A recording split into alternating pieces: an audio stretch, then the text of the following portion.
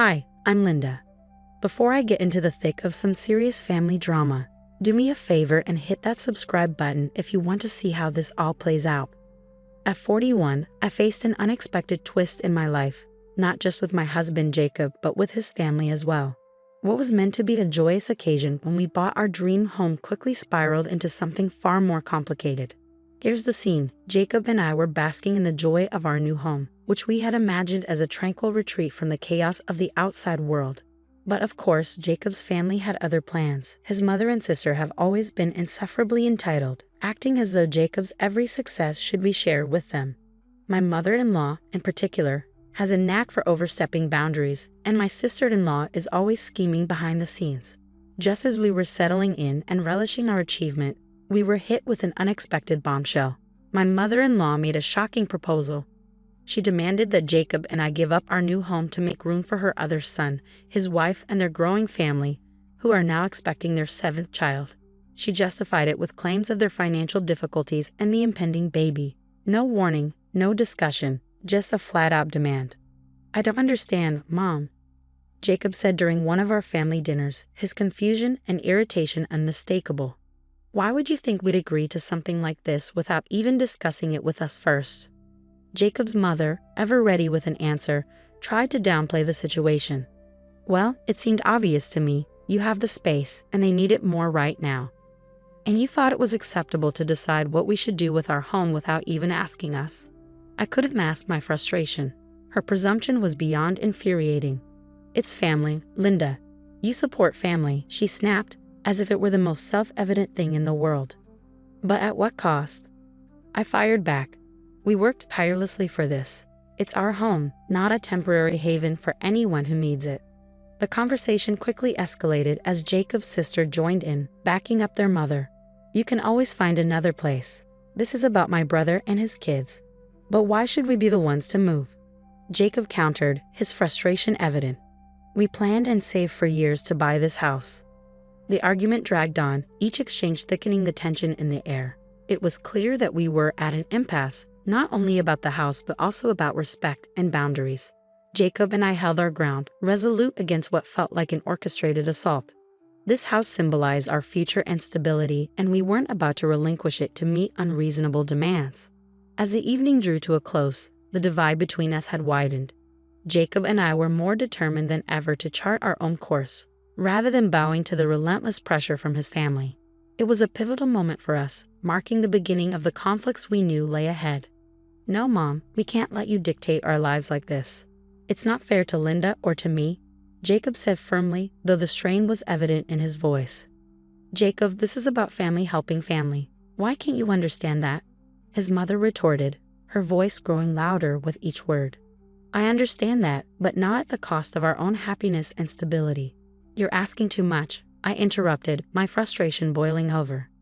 "You want us to give up our home simply because you've decided it's the right thing to do."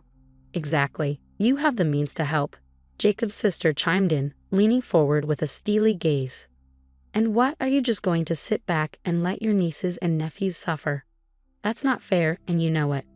I shot back, "It's not about the means. It's about making our own choices. We can't be the emergency solution for every family crisis." The room fell into a heavy silence, the tension palpable. Jacob took a deep breath, his gaze shifting between his sister and mother. "You both need to understand something," Jacob said slowly and deliberately. "Linda and I are a family too. Our decisions are ours to make, not yours to dictate." "Jacob, I'm your mother. I thought you'd want to support your brother in his time of need," his mother said, her tone softening as she tried a different approach. "I would help him, but not by giving up our home. There are other ways to support family without compromising our own needs," Jacob said, standing his ground. "Yeah, right. Like what? You have one of the biggest houses. It's easy for you to say no from your cozy, comfortable home," Sarah retorted, her frustration clear. "We worked hard for this, Sarah." "You know that," I said, trying to maintain some peace while still holding firm. "We planned and saved for years. Why should we give all that up just because family is supposed to come first?" "It does, but so do our marriage and our future," Jacob replied firmly. "We're open to helping in other ways, but not at the expense of our home." The debate dragged on, with neither side willing to give an inch. Jacob and I understood this was a pivotal moment in our relationship with his family. If we conceded now, it would set a precedent for constantly prioritizing their needs over our own. After a long and exhausting discussion, it became clear that their perspective was unshakable. They viewed our home as a quick fix for their issues, rather than acknowledging it as our hard-earned accomplishment. "Look, we're not going to resolve this tonight," Jacob said, his voice heavy with exhaustion. "You need to go. We'll discuss it further when things have calmed down." His mother and sister gathered their things, their faces set with anger and disappointment. As the door shut behind them, it felt like a solid barrier, one that might be hard to breach again. Yet in that moment, Jacob and I knew we had made the right decision for ourselves and our future. It was a painful but necessary realization. We settled back into our seats, the silence now a sharp contrast to the heated exchange that had just transpired. Though we were together, and that felt reassuring, the calm was fleeting. Jacob and I knew it was only a temporary reprieve, a brief pause before the storm that was sure to follow. As anticipated, our peace was soon shattered by a loud knock that interrupted our tranquility one afternoon. I glanced through the window, my stomach dropping as I saw Jacob's mother and sister standing at our doorstep, their expressions resolute. "Jacob, they're here," I called out, struggling to keep the anxiety out of my voice. He sighed deeply, his weariness evident. "Let's face this together, Linda," he said. We opened the door, standing firm on our own threshold. "You need to leave. You're not welcome here. If you don't, I'll have to call the police," I said firmly, my heart racing but my voice resolute. "You're really going to call the police on your own family over a house?" Jacob's sister spat, her voice laced with contempt. "It's not just about the house. It's about respect, something you've consistently failed to show us." Jacob shot back, his resolve unwavering. "We're your family. Doesn't that mean anything to you?" His mother added, a mix of anger and desperation in her voice. "Family doesn't exploit each other like this. We'd offered other solutions, but you refused them." "There's nothing more to discuss," I said firmly, my tone echoing Jacob's earlier determination. "We have nowhere else to go. Think of the children," his sister pleaded, her voice trembling with desperation. "The children deserve stability, but that doesn't come at the expense of ours," Jacob replied, his voice softening just a bit, but his resolve unshaken. The conversation grew more heated as they refused to leave, their demands growing increasingly insistent. "You owe us this after everything we've done for you. What you've done is manipulate and exploit my generosity." "No, we're done. You need to leave now, or I'm calling the police," I said, reaching for my phone. Seeing the seriousness of our stance, they finally backed down, but not before throwing a few more hurtful remarks. "You'll regret this. You're tearing this family apart," Jacob's sister shouted as they stormed away. We closed the door and leaned against it, the weight of the confrontation leaving us both feeling drained. "Are we making the right choice?" I whispered, doubt gnawing at me. "Yes, we are, Linda. It's tough, but it's necessary for us, for our future," Jacob reassured me, drawing me into a comforting embrace. The rest of the day was spent in quiet reflection, the echoes of our confrontation still resonating. Despite the lingering guilt and pain, we felt a sense of righteousness in asserting our boundaries. We understood that the conflict might not be over, but we were prepared to protect our peace at any cost. The uneasy calm that followed felt fragile, like the calm before a storm. Jacob and I knew it was only a matter of time before more trouble would come. Our prediction proved accurate when, late one evening as we were watching a movie in an attempt to reclaim some normalcy, my phone started buzzing incessantly. When I checked, I found multiple missed calls and messages from unknown numbers. The content was disturbingly familiar, thinly veiled threats and accusations, clearly orchestrated by Jacob's sister. "If you think you've won, you're mistaken. This isn't over," the message read. I handed the phone to Jacob, who looked increasingly concerned as he read through the threats and accusations. "This is harassment. We can't just ignore it," he said, frustration evident in his voice. "Let's avoid giving them the reaction they're aiming for. We should document everything and consult a lawyer tomorrow," I suggested, trying to stay practical despite my rising anxiety. The next morning, we met with a lawyer and explained the situation while showing the messages. "Keep detailed records and consider seeking a restraining order if this continues," the lawyer advised. This is no longer just family conflict, it's escalating into harassment. Armed with legal advice, we felt a bit more empowered, but the strain of the family conflict was weighing heavily on us. That afternoon, as we discussed our next steps, Jacob received a call from his mother. "You've gone too far, bringing in lawyers. Can't we just resolve this like a family?" she pleaded through the speakerphone. "Mom, we made an effort to address this calmly, but you and Sarah crossed the line with those messages. We're taking the necessary steps to protect ourselves," Jacob replied, his voice tinged with both sadness and determination. "But we're family. Doesn't that mean anything? Why can't we resolve this among ourselves?" Her voice wavered, revealing her desperation. "Family doesn't threaten each other. We asked for respect, but instead, we faced harassment. That's why it's crucial to set firm boundaries," Jacob responded. I joined Jacob in supporting his stance. The call ended with his mother in tears, but Jacob remained resolute. "Linda, I hate that it's come to this, but I feel like we have no other choice." "I understand, Jacob. It's tough, but we have to protect our peace." That evening, we took extra steps to secure our home, installing cameras and updating our security system.